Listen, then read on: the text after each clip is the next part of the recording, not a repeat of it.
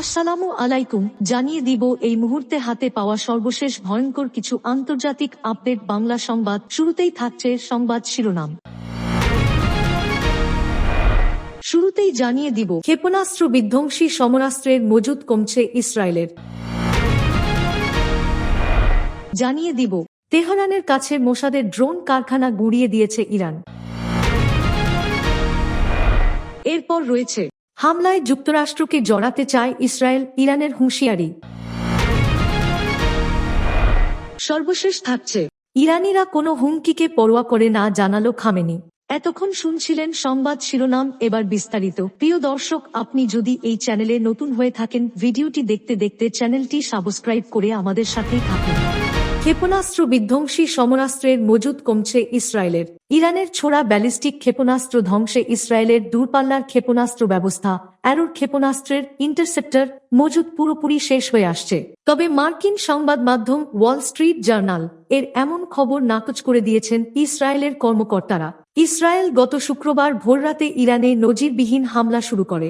জবাবে ইসরায়েলকে লক্ষ্য করে গত কয়েকদিনে 11 দফা ক্ষেপণাস্ত্র ও ড্রোন ছোড়ার কথা জানিয়েছে ইরানের সামরিক বাহিনী। এসব ক্ষেপণাস্ত্র ও ড্রোনের বেশিরভাগই আকাশেই ধ্বংস করে দিয়েছে ইসরায়েলের ক্ষেপণাস্ত্র প্রতিরক্ষা ব্যবস্থা। ইসরায়েলের প্রধানমন্ত্রী বেনিয়ামিন নেতানিয়াহুর দপ্তর গত বুধবার জানিয়েছে, এখন পর্যন্ত ইসরায়েলের দিকে 400টির বেশি ক্ষেপণাস্ত্র ছুড়েছে তেহরান। এছাড়া ইসরায়েলে হামলার জন্য তেহরান কয়েকশ ড্রোন পাঠিয়েছে। ইরানের ছোড়া ব্যালিস্টিক ক্ষেপণাস্ত্র আকাশে ধ্বংস করে দিচ্ছে অ্যারোর ক্ষেপণাস্ত্র প্রতিরক্ষা ব্যবস্থা সহ ইসরায়েল ও যুক্তরাষ্ট্রের অন্যান্য ক্ষেপণাস্ত্র প্রতিরক্ষা ব্যবস্থা। ইসরায়েলের দূরপাল্লার ক্ষেপণাস্ত্র প্রতিরক্ষা ব্যবস্থা অ্যারো-3 আকাশে 2300 কিলোমিটার দূর পর্যন্ত ক্ষেপণাস্ত্র ধ্বংস করতে পারে। গত কয়েকদিনে অ্যারোর ক্ষেপণাস্ত্রের মজুদ কমে এসেছে। ফলে শিগগিরই এ সংঘাতের অবসান না হলে ইরান থেকে ছোড়া ব্যালিস্টিক ক্ষেপণাস্ত্র ভূপাতিত করা নিয়ে ইসরায়েলে উদ্বেগের তৈরি হয়েছে। যুক্তরাষ্ট্র ইসরায়েলের এ প্রতিরক্ষা সামর্থ্যের বিষয়ে অবগত আছে এবং বিষয়টি সমাধানের চেষ্টা চালাচ্ছে। ইরানের বিরুদ্ধে যুদ্ধ শুরু হওয়ার সঙ্গে সঙ্গে ইসরায়েলের ক্ষেপণাস্ত্র প্রতিরক্ষা ব্যবস্থা জোরদার করতে পেন্টাগন মধ্যপ্রাচ্যে ক্ষেপণাস্ত্র প্রতিরক্ষা ব্যবস্থা পাঠিয়েছে। একজন মার্কিন কর্মকর্তা ওয়াল স্ট্রিট জার্নালকে বলেন, যুক্তরাষ্ট্র এ বিষয়ে অবগত আছে এবং স্থল, সমুদ্র ও আকাশে প্রতিরক্ষা ব্যবস্থা জোরদারে কাজ করছে। ওই কর্মকর্তার মতে, পেন্টাগন এ অঞ্চলে সহায়তা পাঠিয়েছে। তবে এখন উদ্বেগ দেখা দিয়েছে, যুক্তরাষ্ট্র নির্দিষ্ট প্রয়োজনে তাদের এ মজুদ ব্যবহার করছে। ইসরায়েলের সামরিক বাহিনী জানিয়েছে, যেকোনো পরিস্থিতি মোকাবিলায় তারা প্রস্তুত রয়েছে। তবে এই মুহূর্তে অস্ত্রশস্ত্র সংক্রান্ত বিষয়ে কোনো মন্তব্য করতে পারছে না। তেহরানের কাছে মোসাদের ড্রোন কারখানা গুঁড়িয়ে দিয়েছে ইরান। ইরানের নিরাপত্তা বাহিনী তেহরানের উপকণ্ঠে একটি 3তলা বাড়িতে অভিযান চালিয়ে ইসরায়েলের বৈদেশিক গোয়েন্দা সংস্থা মোসাদ পরিচালিত একটি গোপন ড্রোন ও বিস্ফোরক তৈরির কারখানার খোঁজ পেয়েছে। ইরানের সরকারি টেলিভিশন চ্যানেল প্রেস টিভির এক খবরে এমনটা দাবি করা হয়েছে। এতে বলা হয়, গত রোববার ইরানি পুলিশ একটি ভিডিও প্রকাশ করেছে। ভিডিওতে দেখা যায়, সেখানে ড্রোনের বিভিন্ন যন্ত্রাংশ যেমন পাখা ও কাঠামোর অংশ আর ধাতব সরঞ্জাম রয়েছে। এসব যন্ত্রাংশ ড্রোন তৈরিতে ব্যবহৃত হতো। ইরানের সরকারি কর্মকর্তারা বলছেন, ওই বাড়ির ভেতরেই ড্রোন তৈরি হচ্ছিল। সেখানে যন্ত্রাংশ তৈরির সরঞ্জামও জব্দ করা হয়েছে। প্রতিবেদনে বলা হয়, ড্রোন কারখানার সন্ধান পাওয়ার সঙ্গে ইসরায়েলের আগের একটি স্বীকারোক্তি মিলে যায়। পশ্চিমা গণমাধ্যম অ্যাক্সিওসের এক প্রতিবেদনে ইসরায়েলি কর্মকর্তাদের উদ্ধৃতি দিয়ে বলা হয়েছিল, মোসাদ কর্মকর্তারা 8 মাস ধরে ইরানে ড্রোন পাচার করছিলেন, যাতে ইরানের ক্ষেপণাস্ত্র স্থাপনাগুলোয় হামলা চালানো যায়। যুক্তরাজ্যের দ্য গার্ডিয়ান সংবাদপত্রের এক প্রতিবেদনে বলা হয়েছিল, ইরানের বিমান প্রতিরক্ষা ঘাঁটির আশপাশে মোসাদ এজেন্টরা অবস্থান করছিলেন, যেন সমন্বিতভাবে নাশকতা ও ড্রোন হামলা চালানো যায়। এই অভিযানে পাওয়া এসব প্রমাণ ইঙ্গিত দিচ্ছে, ইসরায়েল ও গাজার চলমান যুদ্ধের মধ্যেই মোসাদ ইরানের মাটিতে সক্রিয়ভাবে কাজ চালিয়ে যাচ্ছিল। একই দিন গত রোববার তেহরানের রাস্তায় নাটকীয় কায়দায় একটি ট্রাক ধাওয়া করার দৃশ্য ক্যামেরায় ধরা পড়ে। একজন ইরানি গোয়েন্দা কর্মকর্তা একটি ট্রাকের পেছনে ছুটে যাচ্ছিলেন। সন্দেহ করা হচ্ছে, ওই ট্রাকে উন্নত মানের ইসরায়েলি ড্রোন বহন করা হচ্ছিল। সুনির্দিষ্ট লক্ষ্যে পরপর 2টি গুলি চালিয়ে ওই ইরানি গোয়েন্দা কর্মকর্তা ট্রাকটি থামান। ওই গাড়িতে অত্যাধুনিক ড্রোনের মজুদ পাওয়া যায়। এর আগে ওই দিনেই ইরানি গোয়েন্দারা ওই ড্রোন তৈরির গোপন কারখানা ধ্বংস করে।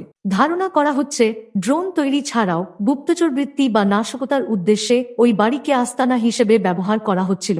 তবে ইরানি কর্তৃপক্ষ এখনো সব তথ্য প্রকাশ করেনি, তবে জোর দিয়ে বলেছে বিদেশি হুমকির বিরুদ্ধে তারা কঠোর ব্যবস্থা নিতে প্রতিজ্ঞাবদ্ধ। হামলায় যুক্তরাষ্ট্রকে জড়াতে চায় ইসরায়েল, ইরানের হুঁশিয়ারি। ইসরায়েল ও ইরানের পাল্টাপাল্টি হামলার মধ্যে মধ্যপ্রাচ্যের সামরিক উপস্থিতি বাড়াচ্ছে যুক্তরাষ্ট্র। মার্কিন জাতীয় নিরাপত্তা পরিষদের বৈঠকেও ইরানে হামলার বিষয়ে আলোচনা হয়েছে। এই পরিস্থিতিতে ইরানে হামলায় ইসরায়েলের সঙ্গে যুক্তরাষ্ট্র যোগ দেবে কিনা সেটা নিয়ে এখন আলোচনা হচ্ছে বেশি। মার্কিন প্রেসিডেন্ট ডোনাল্ড ট্রাম্পের বিভিন্ন মন্তব্য ও তৎপরতায়ও সেই ইঙ্গিত পাওয়া যাচ্ছে। ইসরায়েলের ঘনিষ্ঠ মিত্র যুক্তরাষ্ট্র এই সংঘাতে জড়াতে পারে এমন আলোচনা শুরু হয় কানাডায় G7 সম্মেলন শেষ না করেই ট্রাম্প ওয়াশিংটনে ফিরে আসায়। ট্রাম্প দেশে ফিরেই যুক্তরাষ্ট্র সময় মঙ্গলবার জাতীয় নিরাপত্তা পরিষদের বৈঠক ডাকেন।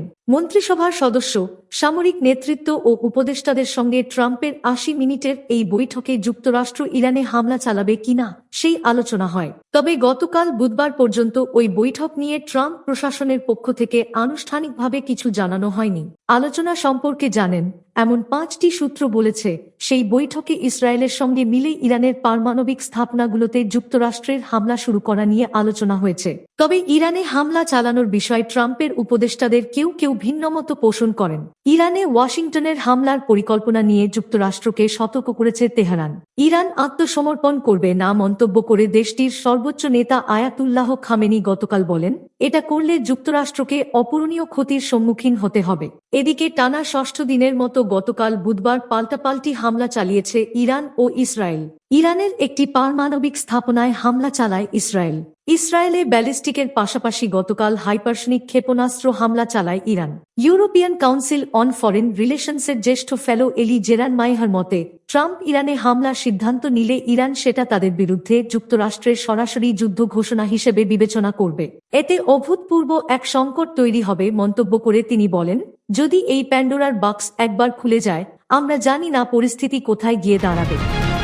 ইরানিরা কোনো হুমকিকে পরোয়া করে না জানালো খামেনি।